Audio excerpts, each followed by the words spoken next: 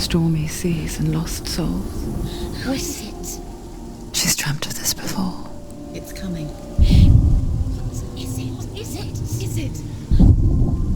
They say dreams are visions of our memories, thoughts and fears, as seen by our inner eye.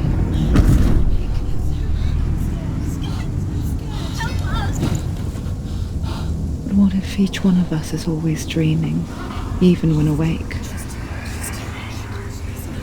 And we only see what our inner eye creates for us. Is this what hell is? A world shaped by Senua's nightmares.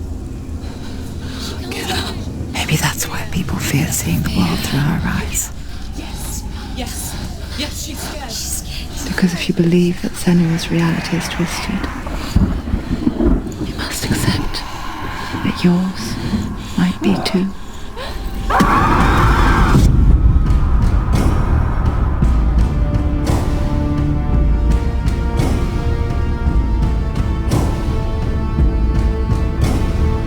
Hellblade: Senua's Sacrifice is a video game about Senua, a Celtic warrior on a vision quest into Viking territory.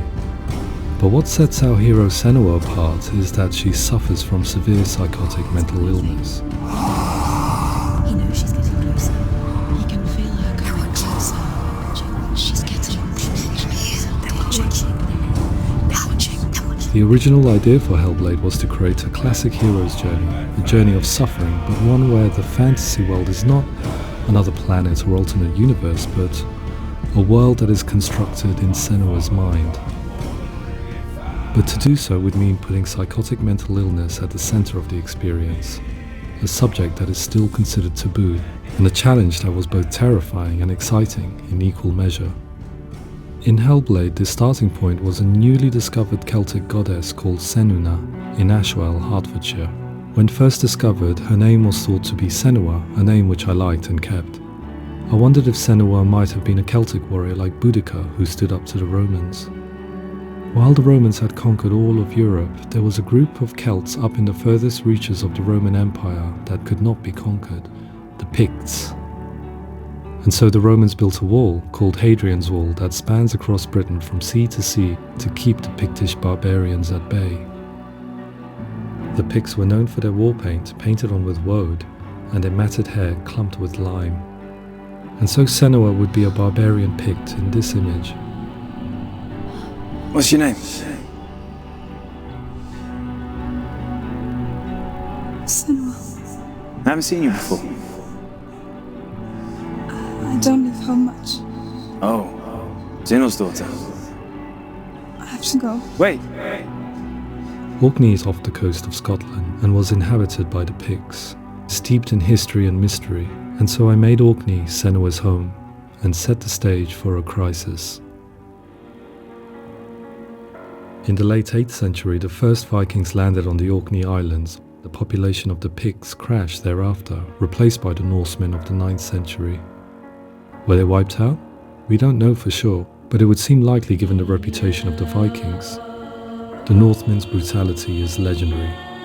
High-ranking leaders and chieftains of the tribes they conquered were often offered as sacrifice to their gods. The most brutal of these sacrifices was known as the Blood Eagle. I imagine Senua as a young female warrior who returns home from exile to find her partner, Dillion, brutally sacrificed to a Norse god by these hellish warriors from a faraway land. I imagine the horror of this moment and how it would have dragged her deep into mental torment.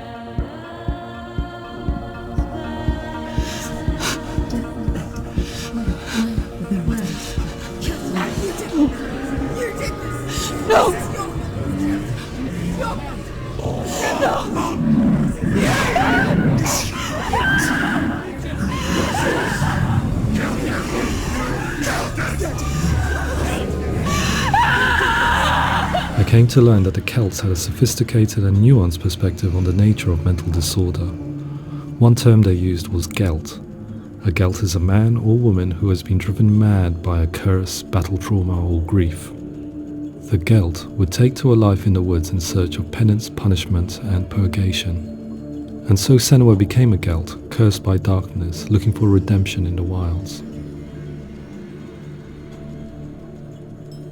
Another word the Celts used in reference to mental disorders was druth, meaning fool, or Liar. one who utters the words of God.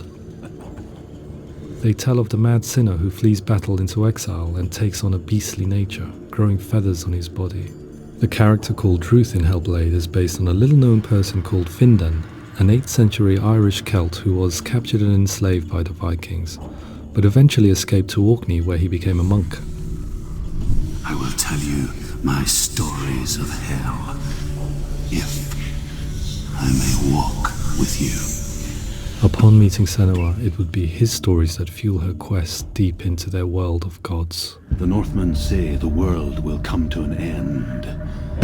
The sun will grow black, the earth will sink into the sea, the stars will disappear, fire and water will meet, flames will play against the sky, the heavens and earth and all the world will be burned, all the gods will be dead, and the warriors of Valhalla and people everywhere.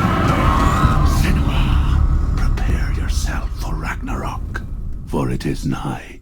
So the stage was set for a new adventure, a journey into the Norse underworld called Hell, a vision quest fueled by madness and myth, a fantasy that was created by Senua's own mind, and one that we would experience through her eyes. This is your mission. This is your quest. There is nothing else left. To make a game about a warrior with psychotic mental illness as its central theme was fraught with danger. Mental illness, such as psychosis, is still taboo and rarely acknowledged in a century of cinema, never mind the new medium of games. Where it does feature, it often conflates psychosis and psychopathy associated with a lack of empathy. It is unfortunate that these two words sound so similar that they are used interchangeably in media. I must admit that I didn't have to look very far to discover my own ignorance of the subject. So we reached out to Paul Fletcher, psychiatrist and professor of health neuroscience at University of Cambridge. Psychosis is a descriptive term, and it refers to having a loss of contact with objective reality. So it's characterized by two main sets of symptoms. One of them is hallucinations, where somebody experiences perceptions when there is no actual objective thing out there to perceive. You're already dead. Who are you?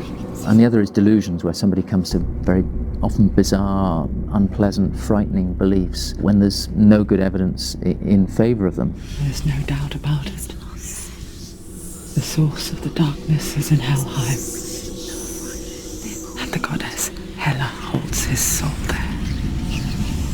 We reached out to Welcome, a biomedical research charity that spends billions on research and awareness programs aimed at improving health.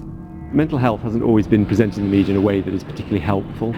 It can be challenging to engage people with the subject matter, and there are a lot of preconceived ideas about mental health, and particularly schizophrenia and psychosis. So we hope our support allows the team to continue to collaborate with Paul Fletcher and with those who have experience of psychosis to create a game that provides a fresh perspective on the condition and allows audiences to engage with it in a way that just wouldn't be possible in any other medium.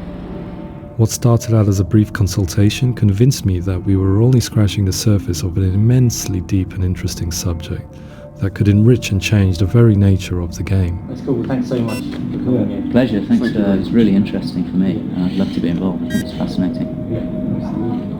Absolutely. Our understanding of psychosis is still very much a mystery, and ways of treating it are still primitive compared to physical illness. After all, it is easy to see the pain and suffering caused by physical diseases or physical trauma. It is not so easy to see the mental suffering and trauma of severe mental illness.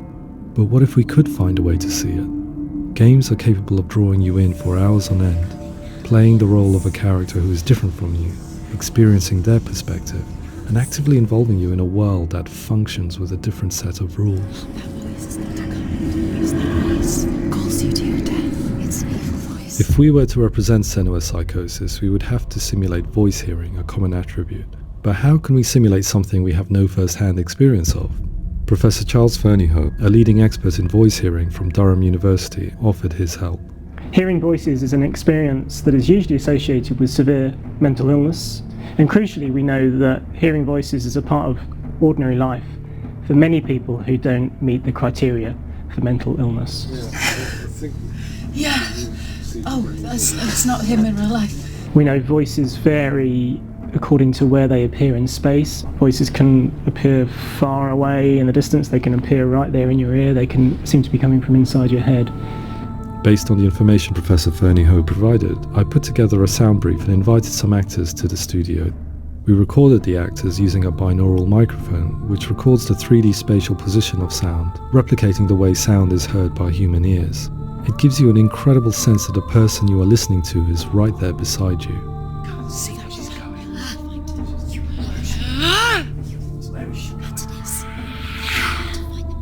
Rachel Waddingham from the Voice Collective came to our studio with 2 young voice hearers to speak to our team.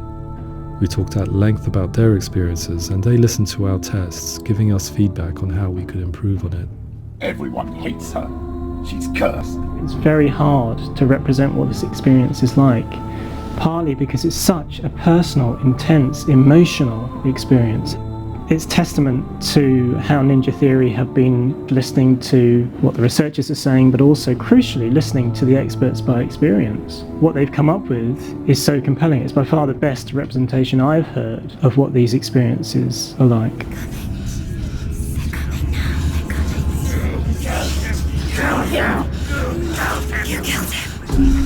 Other common attributes of psychosis are visions and flashbacks. We met with Recovery College East, who work with and care for people recovering from severe mental disorders. A group of service users gave us their first-hand account of what they experience. Sometimes when the visions or what we're seeing is too much, it becomes more difficult until eventually we perhaps don't see anything. The people we spoke to, the stories they told, were fascinating, harrowing and mind-boggling. The reality of what people experienced was vivid, far exceeding what I could possibly have imagined. We went away itching to represent some of these visions and flashbacks in the game. Hands will know my heart is so, love is so far away. Don't you know how I wanna feel deeper? I could never know how you grow, all these days are killing me. Now I see deep in me insanity does unfold. I just wanna feel deeper, deeper. I just wanna feel deeper, deeper.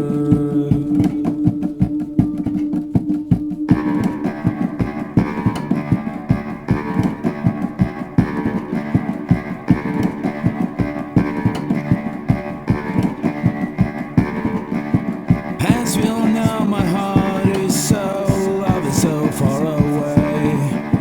Don't you know how I wanna feel deeper? I could never know how you grow, all these days are killing me. Feel like this, read like this, I just wanna live, that's all. I just wanna feel deeper, deeper. I just wanna feel deeper, deeper.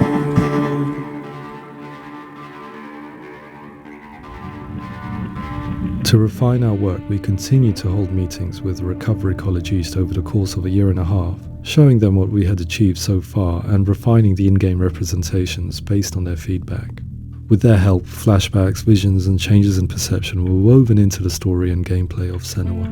The students that are involved in this project are incredibly excited about being involved. They have described the experience as being important because it values their lived experience and shows that despite what we have been through, all of that experience becomes valid, that actually it's something that we should all be talking about. The experiences described range from beautiful to frightening beyond comprehension. I heard of a girl who has to live with an angry voice screaming at her, slamming on her doors and walls 24 hours a day.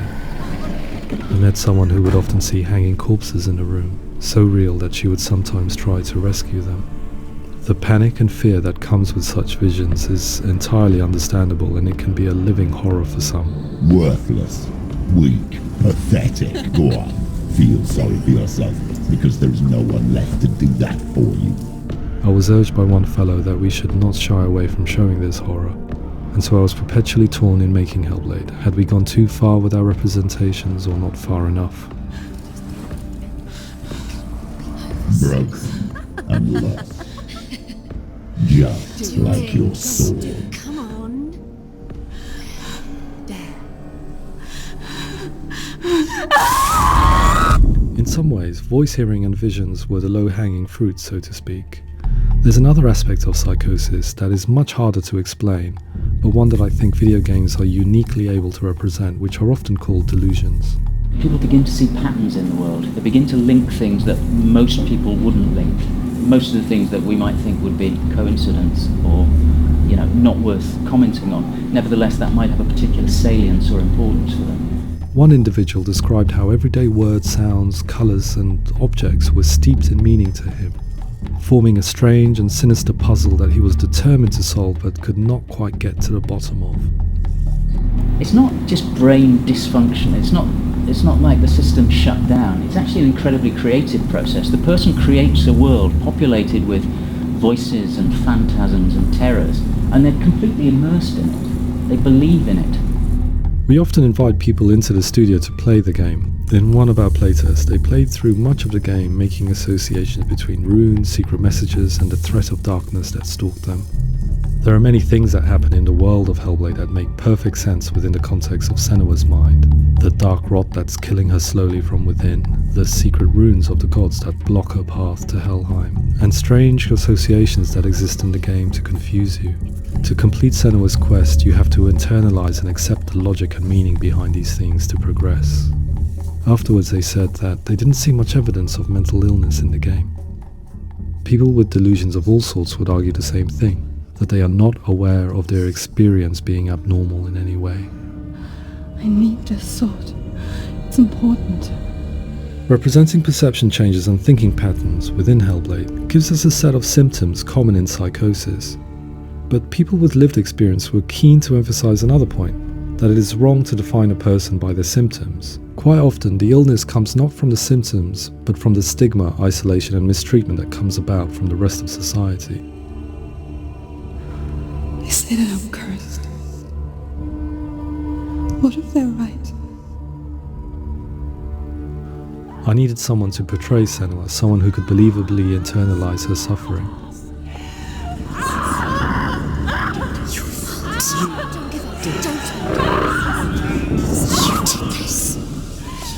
Melina Jurgens, our video editor, had been a stand-in for Senua over a few months while we perfected our motion capture techniques. Without realizing it, she had already auditioned for the role, and I knew her well enough to know that I didn't have to teach her to act, but to relive her own internal pain. As often is the case, those who have suffered mental anguish are never far from us.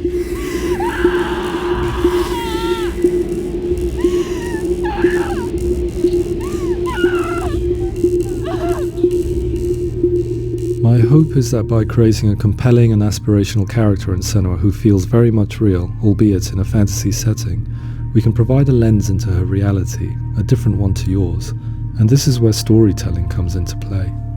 I imagined her life based on common threads in real people's lives. She was always prone to psychosis as a child. Her mother Galina also heard voices and had visions, so perhaps there was a genetic aspect. Or perhaps it was cultural, as she lived within a world without science, of gods and superstition, as exemplified by her druid father Zimbal.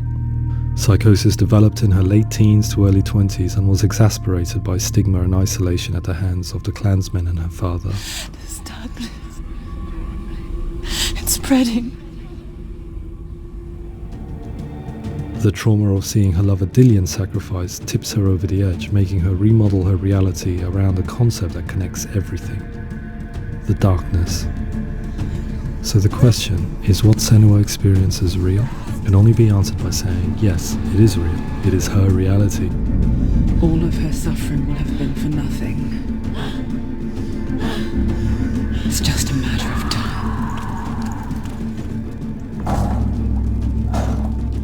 Towards the end of the project, service users and professionals that had collaborated with us were invited to see the near-final game. It was a chance to see if the game had reflected their views or if it had misrepresented them. For me, being involved in especially developing Senua's character has been really important, and being able to bring in my perspective and what I see and what I hear, and having that built into the game has been a real privilege. It's gritty and it's meaty, and there are some tough subjects in there that are being tackled with honesty.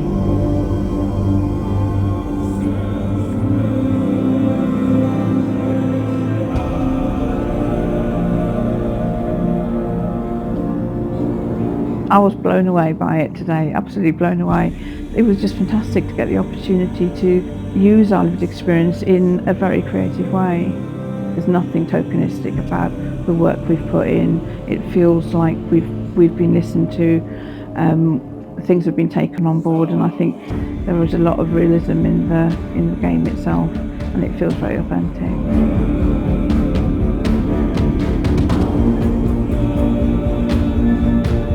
Hellblade will give people a good experience of what it's like to hear voices and have those experiences. I'm glad that the guys at Ninja Theory have asked us to come along and help them build an experience that's positive when it comes out, and get myself a copy and have a go.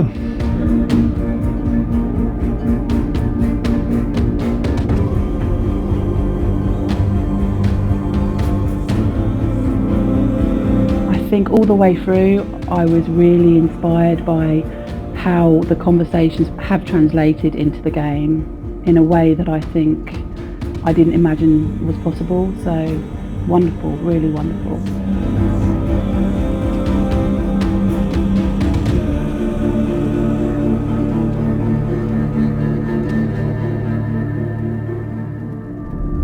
I really hope that others will follow the lead they've set and use the power of something like a video game to change people's perceptions, to increase understanding, and ultimately to make some of the stigma around voice hearing and other experiences go away.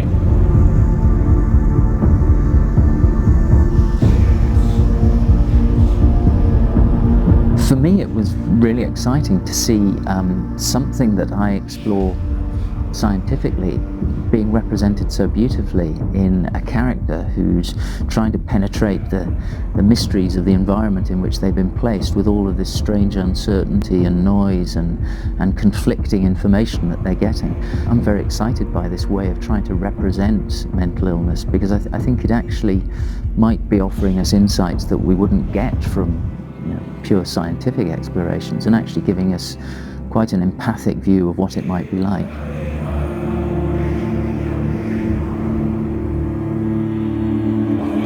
Mental illness has been with us for as long as we have been on this planet, but why? Why hasn't evolution stamped out this weakness from within our gene pool? I often pondered this question until I realized that the question had an inbuilt flaw. It assumes that being and thinking differently is a weakness. The only reason we have computers, spacecraft, medicine, poetry, art, and yes, even video games is because individuals were able to simulate new abstract realities in their minds and share them with the rest of us. We need people to be willing to see differently in order for us to progress and survive as society. And we need to be open to these new ways of seeing. And it is this spirit that motivated me to create Senua's story and share it with you.